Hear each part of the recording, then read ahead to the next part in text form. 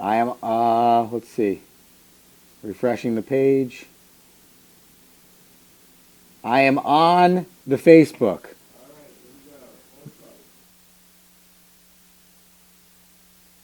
Are you looking to become a better leader, whether that's in business, in sports, or in life, and you haven't found a book yet to help you get to that game-changing aha moment?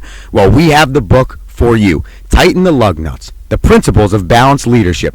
Tighten the Lug Nuts will help you get to that game-changing leadership moment. Available on Amazon, Barnes & Noble, and iBooks, or at 360managementservices.com. That's the number 360managementservices.com. Pick up your copy today and start changing your leadership styles. What is up, Romo Sapiens? And welcome back into another edition of the Rome Show here on Hamilton Radio. I am your host, Andrew Romanella. You can get us at hamiltonradio.net channel 2, as well as facebook.com/andrew.romanella. My fantastic producer here, Ruben, has 1,000% secured the visual of us on Facebook right now, so that is super exciting. We had some technical difficulties on August 5th, but that's okay because we're back now. It's 1:06 here in the studio in Hamilton, New Jersey, August 26th. And we remind you, get us on the social media, Coach Romo24 on Twitter and the Gram, as well as, I just mentioned, Facebook.com. I got Facebook up here in 2 different locations, guys. I have it on my computer, and because the guys here at Hamilton Radio are so fantastic, I have it on this cool little nifty iPad sitting behind this Tighten the Lug Nuts book in front of me. So there's multiple ways to get at me. And lastly, of course, it's the Gmail, the Rome Show 1. That's the number 1 at gmail.com. And the call-in line, 609-807-2492. Remember, you can call in all show. Call in all show. We have a great guest lined up for you today. Head baseball coach at Fairliegh Dickinson University in Teaneck, Rob DiToma. Rob has been a friend of mine, first and foremost, a coaching colleague of mine for the last 2 years as well, and a guest on the Dad podcast presented by the Wide World of Rome as well, 2 or 3 different times giving us hot takes on football, winning conference championships at Fordham University, and other things. So Rob's joining the Rome Show today. He's going to talk to you guys about building a program. He just took over at FDU Metro, as they call it, some about a month and a half, 2 months ago now. Leadership and the importance while building a program, and some other stuff as well. And I think it's a good message that Rob's going to bring onto the show today for anybody, whether it's business, life.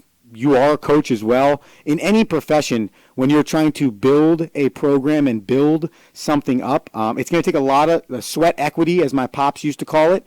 And it's something I think Rob's going to talk to us a lot about. So I'm super pumped for that interview. And again, if you want to call in, ask any questions for Rob, get on the social media, ask questions, go ahead. We're taking him. He's going to be on about 1:15. So you have a little bit of time left until then. But straight off the Rome today comes at you with some exciting news, and I'm super pumped today to tell you this. Thank you again to the awesome people here at Hamilton Radio, but it is official, the Rome Show, starting on September 9th, Monday, September 9th, from 1 to 2 p.m., will be coming to you weekly. Yes, weekly. No longer bi-weekly. You don't have to sit there on Monday saying to yourself, oh my God, I'm not listening to the Rome Show. I'm super disappointed right now. No. Every Monday, starting September 9th, from 1 to 2 p.m., HamiltonRadio.net, Hamilton Radio app, Facebook.com/Andrew Romanella. You can get the Rome Show. So we are super stoked about that. We already have guests lined up for the September shows, some different angles, some different businesses, some different walks of life. So hopefully you'll continue to tune in with us every Monday, starting September 9th from 1 to 2 p.m., because we are super stoked that we have this opportunity. Part of what I want to talk to you about, and straight off my Rome, before Rob joins us, is building relationships and how in college athletics, specifically in baseball, but in college athletics in general, it is very difficult for coaches to build relationships with their players with the amount of money that they're getting paid. Now, I come to you from a very individualistic mindset is the best way I can put it, because I am a college baseball coach and I am an underpaid college baseball coach. But I was in a conversation last week with somebody about the importance of building relationships and how great coaches, great leaders, do a great job of building relationships with their players or with the people working for them.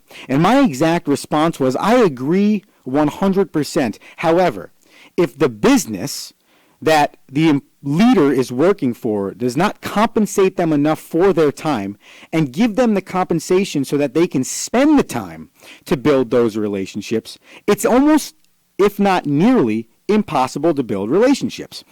And part of the argument is, well, yeah, but you shouldn't worry about how much you're getting paid, because if you love it and you want to be there and you want to build those relationships, no amount of money that you can get will matter for the time you'll put in to build those relationships. And I agree to an extent. And if anybody in my family is listening to this show right now, which if you're in my family, you should be listening to this show right now, they're going to say to me I'm the worst at that, because I spend way more time than what I'm compensated for to do my job to the best of my ability. But if I have to worry about a kid going to class, or I have to worry about a kid not getting in trouble, or worry about shaping an individual for the rest of their life, I have to worry about building relationships. And I got to worry about being there to build relationships. You can't build relationships if you are not with the person face to face. It's not possible, right? So I need to be able to find that time, make that time to build that relationship. And in baseball, it's a soft spot for me. And for those of you that don't know, I'm sure a lot of you don't know, this year at the NCAA, baseball and softball proposed the option for a third full-time paid assistant coach. So that would be a head coach and 3 assistants that are full-time employees of the university to help recruit those players. And this is where it comes back to building relationships and the importance of building relationships. That was denied. So now you're going to tell me that a head coach and 2 assistants of a Division I baseball program are going to be able to manage, build relationships, and affect their players appropriately when they have about 30 to 35 players on a roster. You're going to tell me that's possible? But the importance of building relationships is there. And here's what the parallel I want to make is, imagine this. You have a company. There's a CEO, there's a CFO, there's a COO, and there's a CMO. And for those of you that don't know, it's Chief Executive Officer, Chief Marketing Officer, Chief Finance Officer, and Chief Operations Officer. Imagine if the COO was paid full-time, okay? Imagine if the COO and the CFO were paid part-time, and imagine if the CMO was a volunteer. Just think about that for a second. The CEO is full-time, the COO, the CFO are part-time, and the CMO is a volunteer. That's what happens, and this isn't just in baseball, but baseball is my example, but that's what happens across college athletics.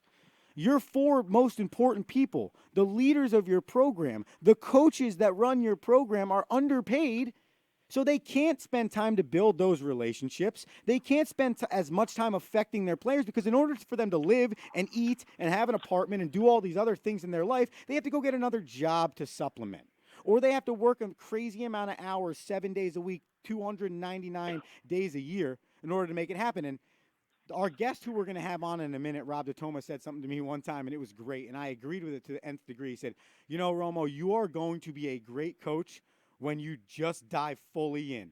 And what he meant by that is, and I understand it now because that was about a year and a half ago, and we've had that conversation since. I know that for a fact. But it was about a year and a half ago, and his point was correct, and it's that there are some degrees where if you want to be great at what you do, you have to forget about how much you're getting paid. And I completely agree. You just have to go in, you have to dive into the job, and you have to do what you have to do. But for the people above you to want the most out of you but not give you enough so you can't barely even live, I mean, think about the amount of people between the age of 25 and 30. And this doesn't just go for baseball, guys. This goes for internships, entry-level jobs. I mean, I love it. We want experience on our entry-level jobs. Okay, but what experience? Because you're not hiring unexperienced people. I get it. They need internships. Internships are unpaid. You know, these things don't correlate for the amount that you want these people to work. Think about how many 25 to 30-year-olds are living at home right now with their parents. And that's not a bad thing, but they're doing it because they don't make enough money to work and live on their own. but yet they have to spend 40, 50, 60 hours a week on their job. They have to work Monday through Friday. They have to commute. They have to do what they need to do for the job, but the job's not going to compensate them appropriately. So how, and it goes back to my point about building relationships, how are we as leaders, maybe that are in positions that aren't getting compensated enough, or anybody, supposed to build relationships with the people we need to build relationships with if we aren't being compensated for our time and it doesn't match up? And it's something that, and I know Rob's on the phone now, so we'll bring in Rob in a minute here, but I know it's something I'm going to talk to Rob about, and the importance of building relationships and how he works around that. Because just to give you a little bit of background before we bring Rob in here, he just took over at Fairliegh Dickinson University located in Teaneck, New Jersey. And just so everybody out there knows, and I think Rob and I explained this on the recruiting show like tens and millions of times, that is the same university, but I work at Fairleigh Dickinson University located in Florham, New Jersey, and Rob works in Teaneck. Rob's campus is called FDU Metro. They are a Division I institution. My campus is called FDU Florham. We're a Division III institution. They're separate campuses under the same university umbrella. So just to get that out of the way right out the bat. But Rob took over that program about a month and a half, 2 months ago now, and he's done some great things in the immediate to impact the program in the first 60 days. And I think part of that's building relationships, and part of that's hiring a staff. So I'm excited to bring Rob DiToma in right now, the head baseball coach at Fairleigh Dickinson University located in Teaneck, New Jersey. Rob, welcome onto the show. Romo, how are you? I'm super pumped that you're here today. I'll tell you that. Not as pumped as me. Well, good. I'm excited. Well, I'm sure you heard a little bit about what I was talking about on the intro. So obviously everybody knows here that you are the head baseball coach at FDU Metro. But really quickly, can you just give them a quick rundown on your path to getting to the head baseball coach position at FDU? Oh, sure. It was a long journey, a lot of years as an assistant coach, 14 years to be exact. We don't need to go through all the stops, but most recently it was at Fordham University the last 6 years as the associate head coach. And Brad, our AD here at FDU, made it very clear that in his search he was looking for somebody who can show this program here what it's like to build a champion at a Division I level. And luckily for me, or however you want to slice it, we won the Atlantic 10 championship last year at Fordham. So I owe a great deal to what happened at Fordham. But for the most part, it took winning. It was a long time, a long journey, but finally when we won something, this opportunity arose. But yeah, 14 years as an assistant and climbing and digging and fighting and waiting for that opportunity for sure. So you finally get the opportunity, and you take over a program at FDU Metro that I think you and I would both agree is nowhere near close to where even could scratch the surface of being, let alone where you believe you can take it. What was the first big hurdle? You get you 14 years as an assistant, you get your big head coaching job, you're in the quote-unquote rebuilding stage, as the people love to say. What's that first big hurdle that Rob DiToma hits? Well, I've learned pretty fast here. One of the biggest hurdles you just addressed is trying to explain that we have two campuses, and one's a Division III institution, one's a Division I athletics institution. So I'm glad you took care of that for us today. But in all seriousness, I mean, that first day you get hired officially, you fight through all the rumor mill and people reaching out to you. But the first step was I had to make about 38 phone calls on that first night to your current roster here at FDU, and that in itself could be overwhelming because you don't know the boat that each of those players is in, what mental state they're in as far as losing the coach that recruited them, the staff that recruited them. So, I mean, that was a big task on the first night. And, you call one guy, you leave a message, you go down the list to the next guy, then the guy that missed the call's calling you back. So, I mean, that was an overwhelming night the first night. But I'd say our biggest hurdle early on here, for me personally, was just trying to get to know who my new student athletes were. And that was the big step. And then from there, you got to build a staff and the 9,000 other things that popped up this summer that I was not anticipating. And I know today is moving day. It is as well for us on the Florham campus, Rob. So have you done a good job of putting names to faces?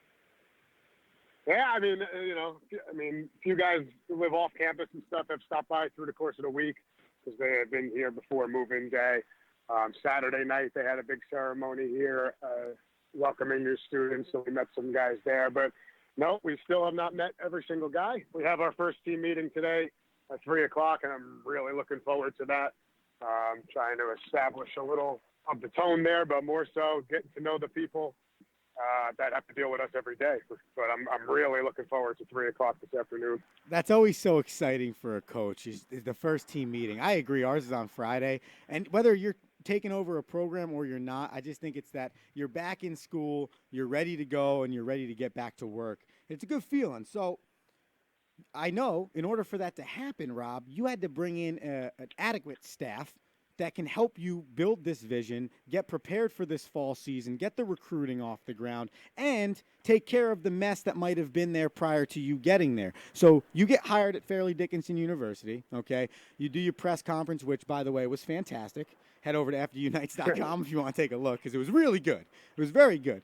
What was your thought process in hiring a staff? Now, I've met your staff. They're fantastic dudes. But what went in it for you?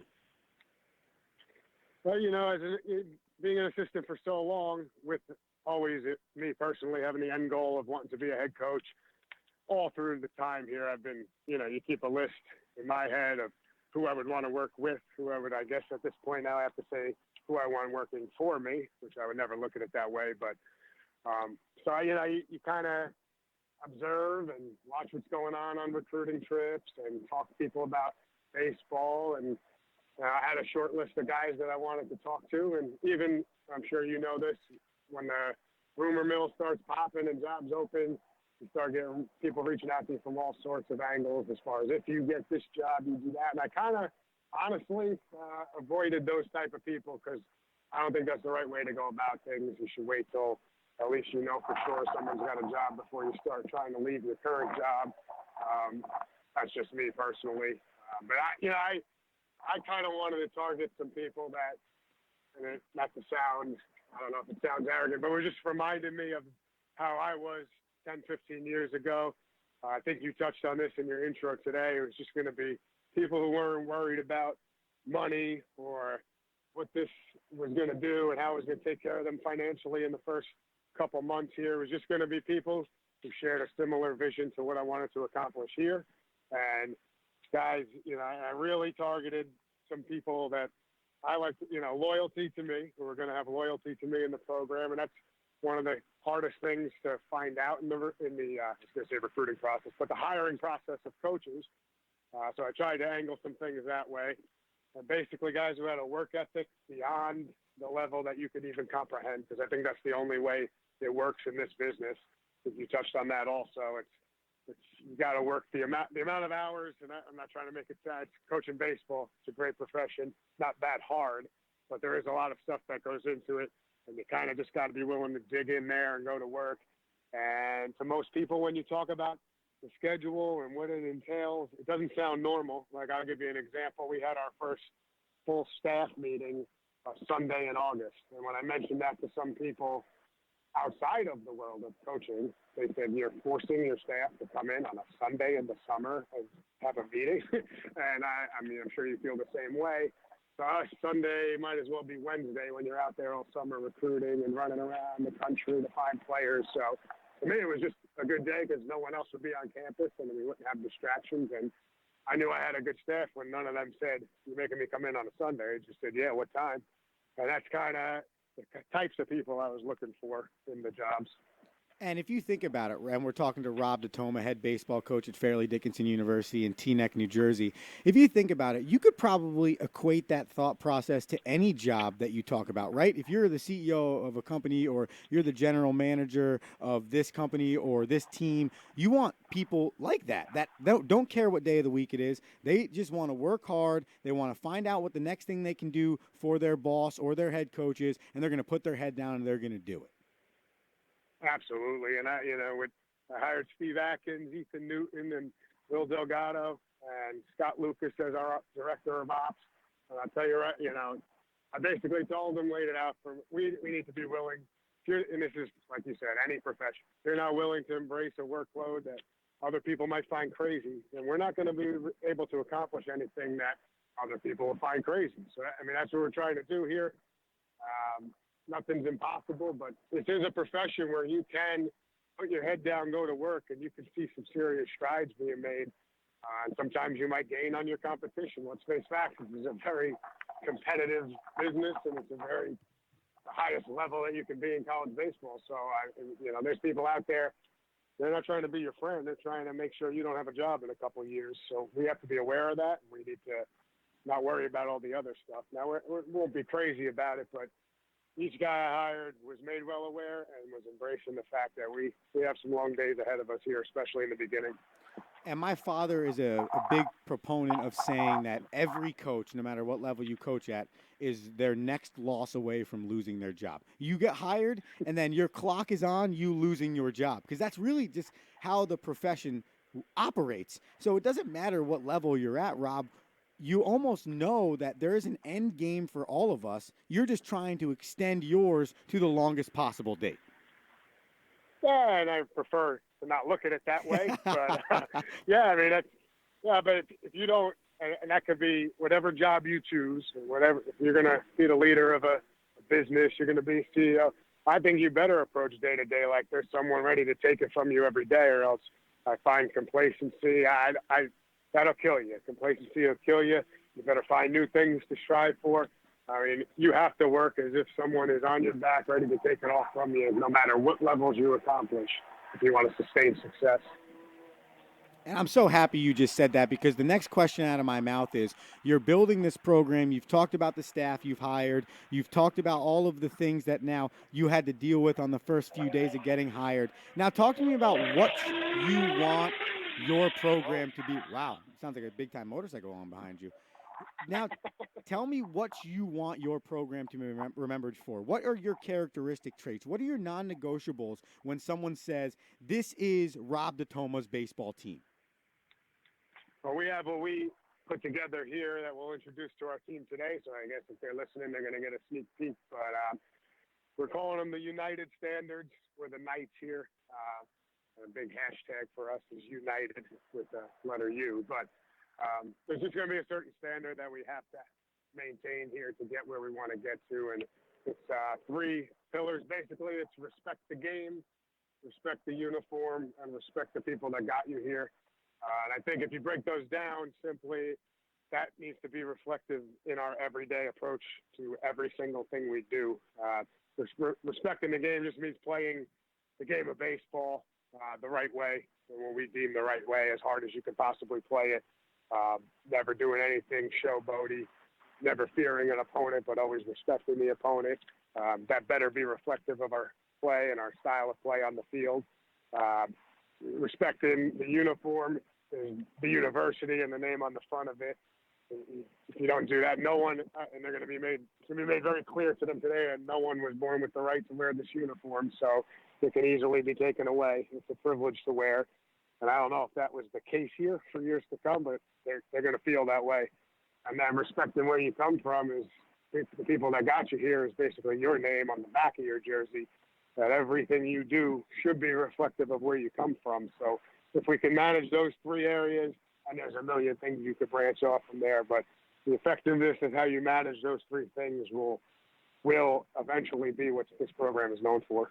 I think that's fantastic. And I think that so much of the goal-setting thought process is, okay, have a goal and go reach it. But I feel like coming up with, whether it's writing it down simply, having an acronym, having a statement, or having something, what you just came up with right there for the Knights, I think is of the utmost importance, because then you feel like your players are going to create the standard for what each three of those entities mean. And I would believe, Rob, if you're thinking about success in the next 2, 3, 4, 5 years for Fairliegh Dickinson, you're thinking that those three pillars are the essential concrete and reason why you get there. Oh, absolutely. I mean, I've said this in every recruit that I've walked around campus. I mean, the talent's going to take care of itself. We'll find enough talented people, but we're not sacrificing anything off the field, character-wise, integrity-wise. The culture will precede the winning. If we don't get the culture right, then it is not going to matter what type of person we have on the field, because a lot of the stuff that has been made aware to me that we need to address here is a well-rounded person, and we're calling it a championship mindset. We will have Bill Walsh's quote everywhere: "Champions behave like champions before they're champions," because you cannot carry yourself in one manner on the field, play the game hard, and then be a person off the field that no one wants to deal with. You're just not good to be around. I mean, the good teams at this school that I've noticed, I mentioned it in my introductory press conference, walking around on my interview, and the men's basketball team, two or three players stopped their workout inside the weight room when they were showing me the weight room, went out of their way to say hello. I don't work for the school. I'm just a candidate being interviewed. Say hello, introduce themselves. I mean, it's a different standard, and once I saw that, I knew there's no shock as to why they won the NEC last year and went to compete in March Madness. That precedes that. I'm sure you can find talented players all over, but it's the combination of the culture and the talent that'll put together eventually make a winner. Bill Walsh, champions behave like champions before they're champions. Rob, I love it. It's true. I mean, I don't believe in anything more than that. You have to. The scoreboard's it'll take care of itself. We're not here. We're not going to chase win numbers and amounts of run. I mean, we'll have many goals within games, but we are chasing every day just to carry ourselves like a champion, because that's what it took at Fordham. Until we walked around like we were the champions, we didn't win anything. We had to start really believing in that internally before it ever happens. Rob DiToma, head baseball coach, Fairliegh Dickinson University in Teaneck. Rob, how important is building relationships when you talk about building anything? Relationships is everything, and it works on all facets, player to coach, player to player, coach to administration. I mean, there is no secret. You cannot accomplish. I mean, if you want to be a coach, you can only succeed based on the people around you. You don't play the game. You don't recruit the players all by yourself. You don't deal with administration by yourself. I'm learning real fast. There's a ton you have to do to run a Division I baseball program the right way. And if you're not surrounded by good people, you really don't have a chance to succeed before you even get off the ground. And how do you have good people around you that want to work for you? I mean, everything's relationships. I mean, any job I ever got was through relationships. Any, positive relationship you have with a player is going to be a lot different than the player just thinking, I got to do this because that's my coach. I mean, it nowadays, especially, it comes out of that student athlete knowing you truly care about him, what's best for him, and I'm sure to say him or her. Then they start doing things like you wouldn't believe. But we got to know you really care about what's going on with them, not just you really care about your own personal record as a coach or whatever you're trying to accomplish on the field. 100%. And I was ranting and raving about this prior to you getting on the air, because I also made mention, and I let the people know, Rob, about, and specifically the baseball's third full-time assistant being denied and how it makes it so difficult for coaches to find time to build those relationships because they need to find time to make money other places. Can you touch on that real quick, whether it's specifically on the third assistant not being full-time or just the fact that it is a fine line between understanding what you need and when you can find time to make money elsewhere, because it's tough to build the relationships without that time. Extremely hard, and the third assistant not passing was tough. Tough vote for coaches out there, because I've never seen, as you saw, I've never seen support almost 100% to zero in favor of something, and then it just got shot down like it wasn't a good idea. That's a great point. Yeah, the option to take care of and it was an option. It wasn't like schools were going to have to be forced to pay more money for assistants. It was their option to have a third coach, and would have opened a lot more doors for the fourth assistant, known as the volunteer at our level, to head out on the road and recruit and make some connections from. I mean, that's a whole other argument. I think that will pass someday, hopefully sooner rather than later. But yeah, it's hard, and I think we had this talk once before, but it was hard for me. I had a million assistant jobs where you had to go teach lessons, and I coached freshman basketball, and I did everything to keep it going. But the big advice I'd have in there is somehow, some way, you better make the main thing the main thing. And if you want to be a baseball coach, they can never know that you have to do other things that are more important than them, as far as I'm talking about the players and the program and the coach you work for. If you're an assistant, you need to treat it, because I was part-time everywhere until I got to Fordham, part-time in quotes, But, the kids at Iona who I recruited when I was before Fordham was at Iona College, they deserved a coach who was going to give them their full attention, whether I had to be a substitute teacher from 6 to 2 and we had to practice at 10 at night. It doesn't matter. They don't want to hear that you're tired. They came to college to get better at baseball, and you told them you were going to recruit them and make them a player. Well, go do it. And if that means you sleep 4 hours instead of 8, then so be it. This is what you chose. And it is hard, and that's why a lot of friends of mine who started in this business 13 years to 14 years ago had to find a different path because it's just, it's next to impossible, but it is highly possible if this is all you want to do. You just find a way. You'll find a way to keep it going. It's all about perseverance, and that would be what you got to do to stay in the profession. In that same breath, I've had every guest that I've had on the Rome Show, Rob, do this for me. I want you to leave the Rome Show with something, whether if it's one thing that everyone listening today can take from you, what is that one thing? I would say our mantra that I like to think I created at Fordham, and I'm taking it with me here, but I'm sure they're going to stick to it. So we had on in our dugout, we had a mentality of our team that they really bought into.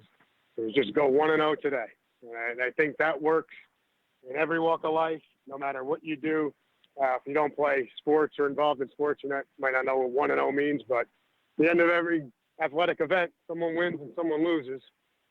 And we try not to be a results-oriented business. We just try and trust the process and chase what we're trying to chase. But you can stick to that mentality of anything you're trying to do. Just go 1-0. Just go 1-0. That way, if you have a bad day or you missed your deadline at work or whatever it is, all right, you scratch it, and we just try and go 1-0 the next day. And it falls into line of just, sure you've had people say this on the show, just controlling what you can control. I can't go 2-0 today. I can't make up for 5 bad days in one day. I just got to go 1-0 right now. When it works in our sport, at bat to at bat, pitch to pitch, just go 1-0 this pitch. Win this pitch right here, scratch it, and I think it really works in baseball where there is so much failure and there's so much, failure based on the result, but there's so much, ground out to short. You want to hang yourself and you feel like you let the team down because the bases were loaded and you're going to come back up in a big spot and just go 1-0 in that at bat. But when you carry in sports, life, when you carry past failures or worry about future things that you can't control and you just get out of the focus of being 1-0 in that minute, that moment, I think that's when you run into trouble. You can really simplify things by trying to win whatever it is you're doing at that moment before you move on to the next thing. I love that, and I think that we, the Rome Show, and the Romo Sapiens listening, have gone 1-0 today, Rob, with you being on our show. I fully believe I appreciate that. Well, listen, before I let you get out of here, okay, I had some people write in on the Instagram. They had some specific questions for you, okay? So I want you to answer a few of these, okay? I got like 2 or 3 of them here for you. And obviously, and for the people obviously listening out there, because Rob is so heavily involved in the game of baseball, a lot of baseball people wanted to reach out. So I got 3 questions for you here. I'm going to go one serious, one that's kind of funny, and we'll see how you react, and then one that's serious again, all right? We'll sandwich it together, okay? Here's the first one. And it kind of goes along with what I've been talking about, and you kind of just answered it, but there was a secondary part of it. So the first part of it was, obviously, what are your thoughts on the third paid assistant college? So obviously, cross that off the board. But the second part of that was, can you speak about what volunteer assistant coaches do at the college level? It would be unique to every situation, and I've learned this too. It really depends on how the head coach and how the program overall treats that position. I've heard here a few times from our players already. We're retaining our assistant coach, Will Delgado, from last year, who served in that role here last year under the old coaching staff. And I've already heard 2 or 3 times from our student athletes here that, asking, are we keeping our volunteer? That right there is a red flag to me. There's no reason that your team needs to know which ones are paid and which ones not. If the group is putting in the work ethic the same way, they should be treated the same way. And I think that starts at the top, the value of each person to your organization. But Yeah, for me, it would be they are going to be able to be a part in as much as they want to be a part in. There's limitations, NCAA sanctions as far as recruiting and going out on the road, hitting the recruiting trail. But I've told Coach Delgado over and over, as much as you want to be involved in, we need you. So, and I also leave them with the premise that, they're going to have a job outside of our university here. And I also say, anytime you feel like you need to make money or you can't be here, just let me know. Let me know in advance. But there are going to be non-negotiable times where you're not leaving the field during practice unless there's an absolute emergency, family related or something like that. You're going to be at every game, things like that. There's just going to be non-negotiables if you want it, or this job's not for you. And he was made aware of that. And so far he has totally embraced that. He wants to be a coach. And a lot of times that's what it is. But as far as on field duties and in the office, you walk in our office, as you already have, I don't think you'll be able to tell, hopefully, who the head coach is and who the person who doesn't get paid to work here is, because I hope we're all valued and treated with the same level of respect up and down the organization. I love that. That's what you said, and that's exactly what I was hoping to hear, because I think that most people do not understand or can't even fathom somebody taking a quote unquote job that isn't paid going into it. And there's no guaranteed pay coming your way. And I think that that's the best way you could put it. You should walk into an office and not know who the highest paid person is, who the lowest paid person is, who the person is not getting paid at all. Okay. Right. And they're trying, and it's getting harder and harder to find people that want. Yeah, I don't know what's happening. Coach Delgado's great, but in that search, more and more people think you're supposed to start at the top. And they're not. And, like I said in the very beginning, you need to embrace a workload that is not going to be fathomable to the outside world if you want to work in this profession. And telling people you work 40 hours a week for zero income from the university directly is not some. If you told your mom and dad that, they'd tell you not to take it, I would assume. But 100%. You pretty much have to treat it like an internship. Give yourself a year or two in that and see what develops. That's 100% the best way to put it. Okay. I wasn't going to ask you this one, but then I thought it'd be really funny. I got a write-in from somebody that we both know. I won't put him on blast right now, Mr. Savage. But who do you believe, Rob, is more handsome, you or me? Oh, Arthur, with these questions. I will refrain. I mean, why can't we just both be handsome? That's what I'm thinking, right? I feel like it's a 50-50 tie, split right down the middle. I agree. On to the next one. On to the next one. All right, your last one here, Rob, before we let you go. Okay, and I thought this one was really interesting. What are the advantages and or disadvantages of bringing a player onto your roster from the junior college, or as most people know it as, the community college ranks? It's something we're trying to do here. It was something that was very hard for us to do at my past stops. It's a hard process with junior college, or even any transfer. Doesn't have to be junior college. There's just so many first rules and eligibilities, and then your own institution values certain classes different than other institutions do. So they're called transferable credits. You have to have a certain percentage of your degree to go from one school to the next. And, the English you took at so-and-so community college might not count as English here. So there's a lot of, and I learned it pretty fast here this summer, how much red tape you got to fly through to try and get some guys in that summer. But there is a lot of advantages. Dayton, University of Dayton, who we played in the Atlantic 10 championship last year, Coach King was in his second year, and he had all three of his weekend starters on the mound came from junior college the year before. And what happened, they went from an 11th place team to playing us for the conference title on the last day. So, I mean, there's the value in it right there. It is very hard to win with a group of 15 freshmen, right away. It might long-term develop into something really special with that large of a group all coming in together.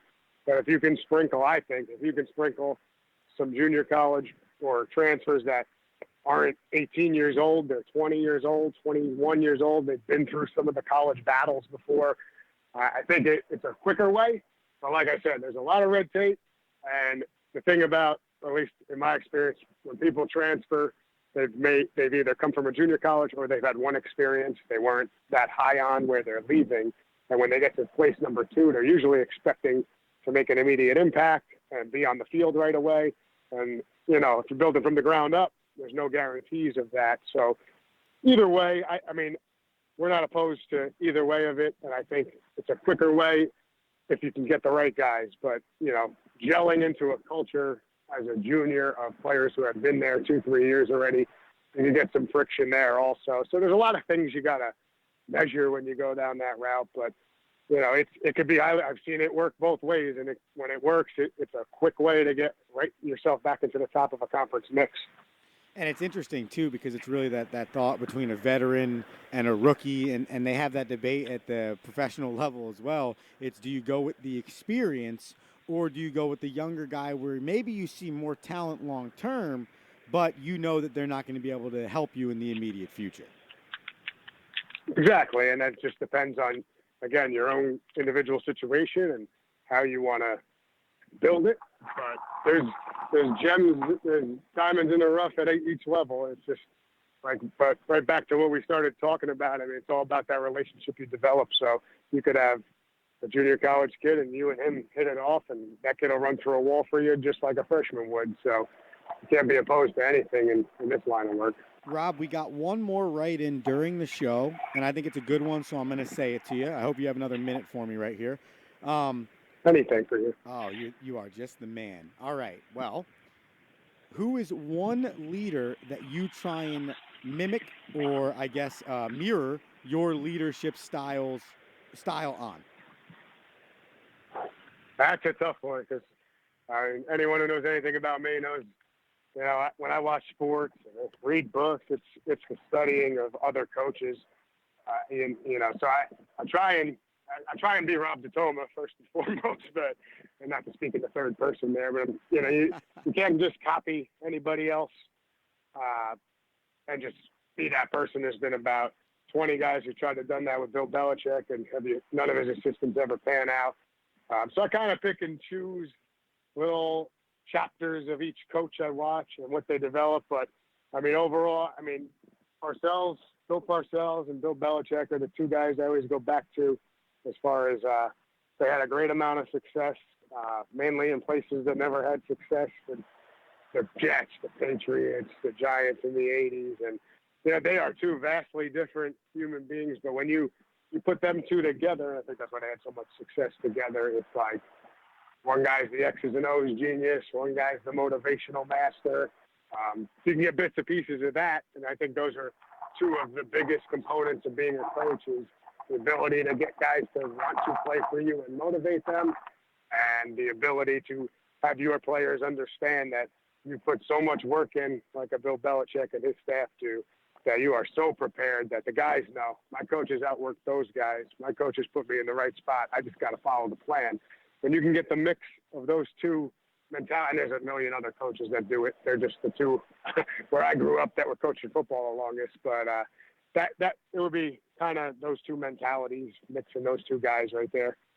I love it, and I don't think anybody could argue with how, one, good they were together, but how, two, good overall both of those guys were over their careers. Well, Rob, from myself, obviously you know this because we talk on a daily basis, but from the Rome Show, Hamilton Radio, the community, we wish you nothing but the best in your ventures as the head baseball coach at Fairliegh Dickinson University in Teaneck.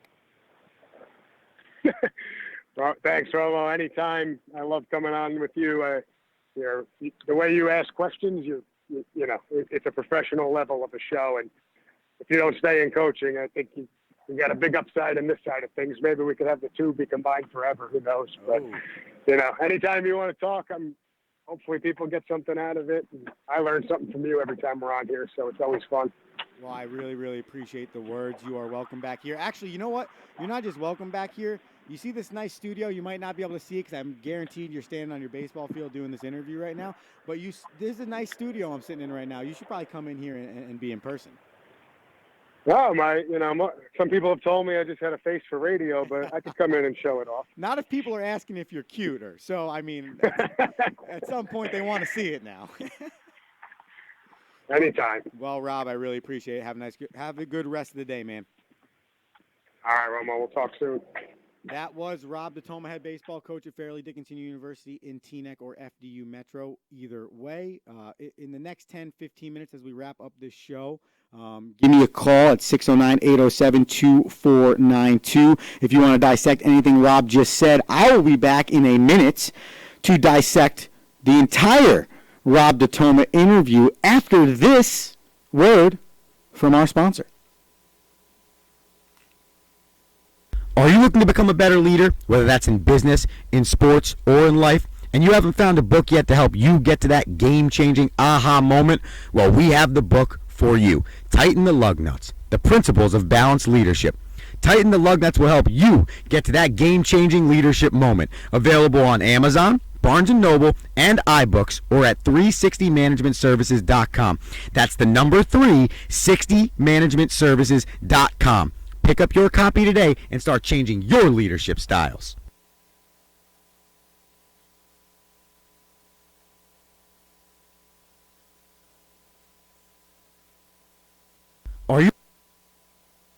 You're doing yourself a serious disservice if you have not picked up Tighten the Lug Nuts on 360managementservices.com, because not only is picking it up going to help you as a leader, but also if every book sold, $1 headed back to the V Foundation for Cancer Research. So that's super cool, something that Tighten the Lug Nuts and 360 Management Services are doing. Wow.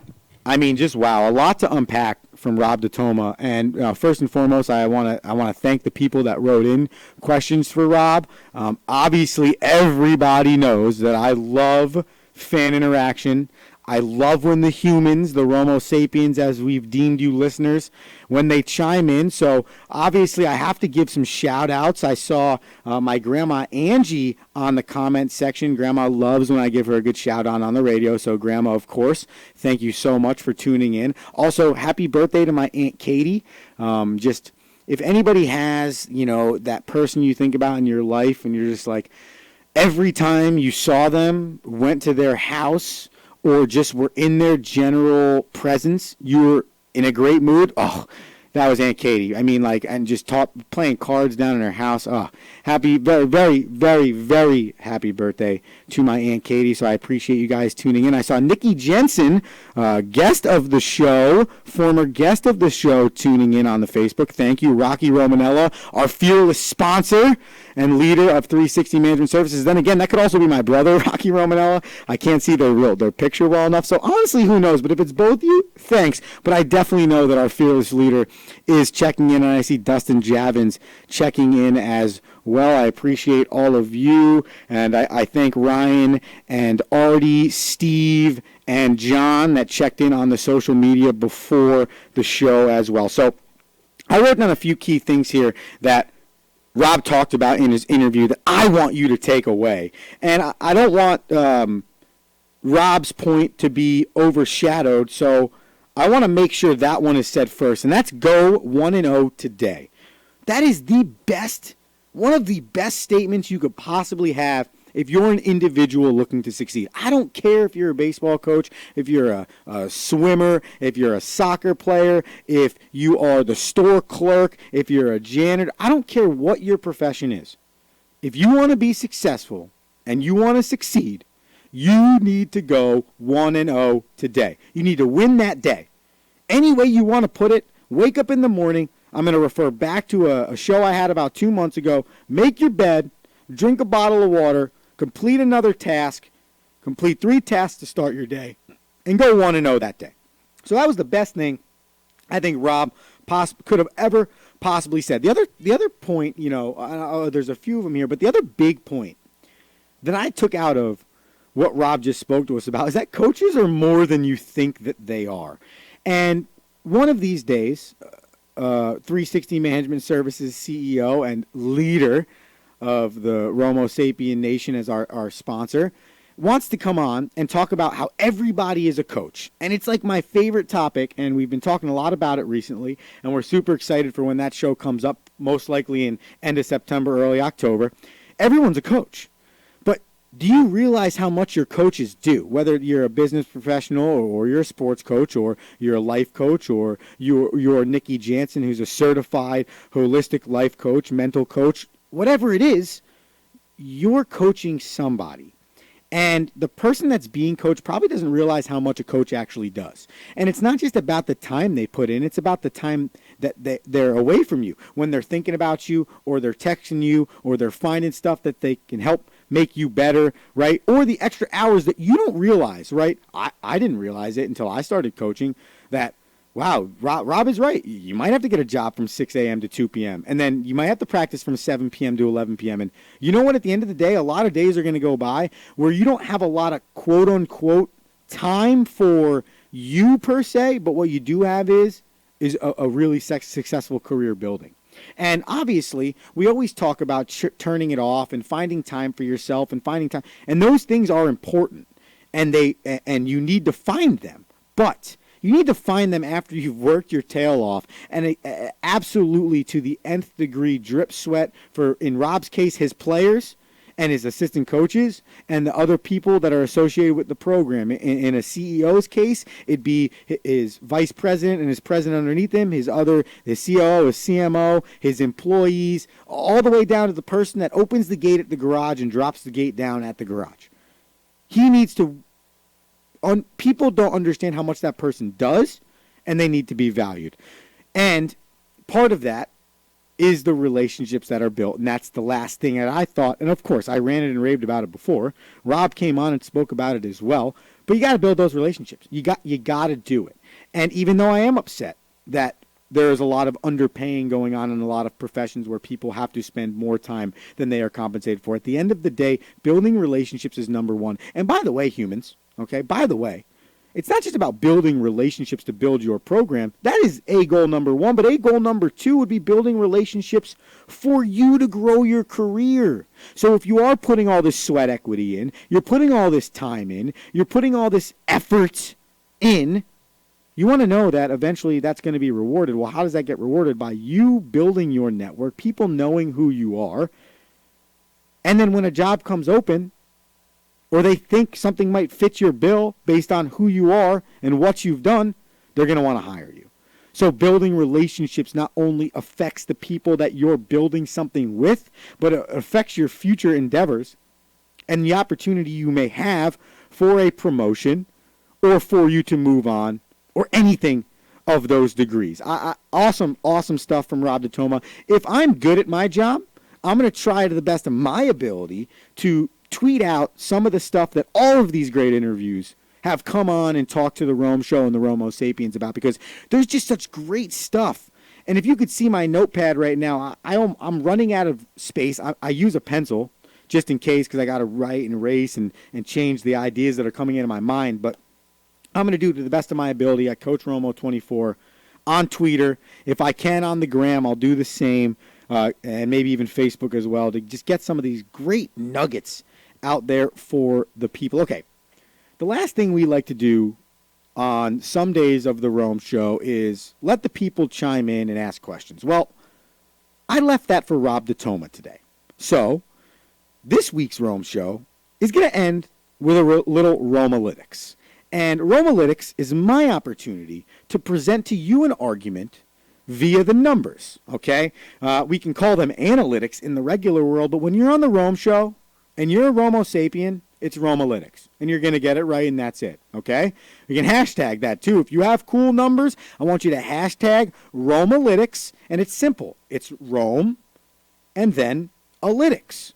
Alytics. Romalytics. Tweet them at me, please. Hashtag it. I love the numbers. This week, your numbers, your Romalytics, are centered around organizations, because we're talking, well, programs and organizations. How about that? College and pro. Programs and organizations that have showed sustained success. So essentially what I'm giving to you here is the proof in the pudding of what Mr. Rob DiToma was just talking about. From beginning to end, what you need to deal with when you first take over a program or something that you're looking to rebuild, who you need to hire, the characteristics that they need to have, the things that you need to do as a leader, the importance of building the relationships with the people that can help you get to your goal. And then, obviously, the end goal is sustaining that success, whether it's winning a championship or having long-term success on the stock market as a publicly traded company or anything falling in the category right? You want sustained success. So I took 3 organizations, and I'm getting the people prepped for football season. So we took 3 football organizations, the New England Patriots, the Alabama Crimson Tide, and the Clemson Tigers. And I want you to think about what those 3 programs do in terms of consistency. And I saw Rocky Romanella wrote consistency on the Facebook. It's key. It is. It's key. And what these 3 programs have done is exactly what Rob laid out. Took the adversity that they hit right off the bat and did whatever they could to get the ship going in the right direction.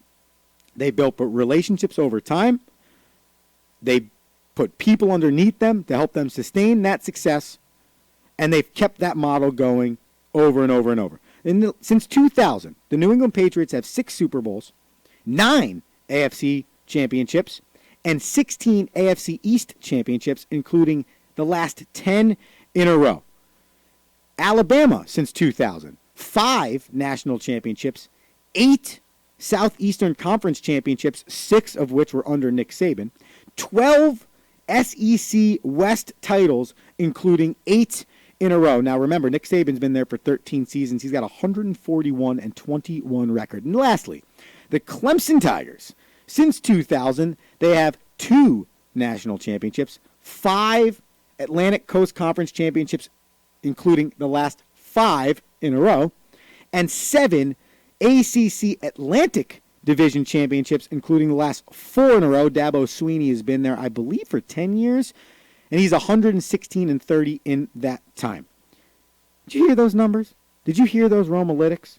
That's what happens when you build a program fully from the ground up. And here's the last thing I got for you before we leave the Rome Show today. Rob said that he created a statement for his team. It's called Respect the Team, Respect the Uniform, Respect the People Who Got You Here.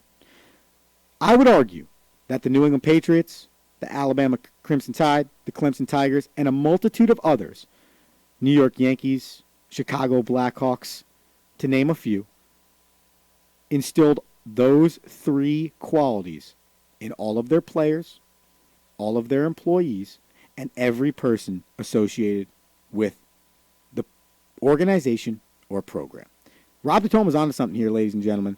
I want you to pay close attention to Fairleigh Dickinson University baseball in Teaneck. Pay close attention to Fairleigh Dickinson University baseball in Florham as well. They got themselves a dang good head coach in Jamie Quinn last year as well. We are already a year into our building process as well. So Fairleigh Dickinson University in the baseball realm, I mean, I might be a little biased, but it's doing a fantastic job for themselves. So you should probably go follow along. I appreciate everybody for listening to the Rome Show today. Remember, the Rome Show returns September 9th from 1 to 2 p.m., but that's every Monday from there on out. So you will get the Rome Show every single Monday starting September 9th. You can always get the Rome Show on Twitter and the Gram, Coach Romo24. You can get me on Facebook at Andrew Romanella, as well as shoot us an email, theromeshow1@gmail.com. Super appreciative of Hamilton Radio.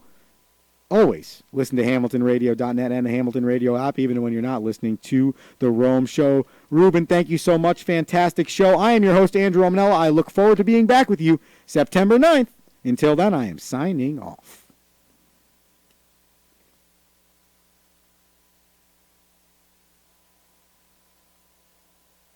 Looking to become a better leader, whether that's in business, in sports, or in life, and you haven't found a book yet to help you get to that game-changing aha moment? Well, we have the book for you. Tighten the Lug Nuts, The Principles of Balanced Leadership.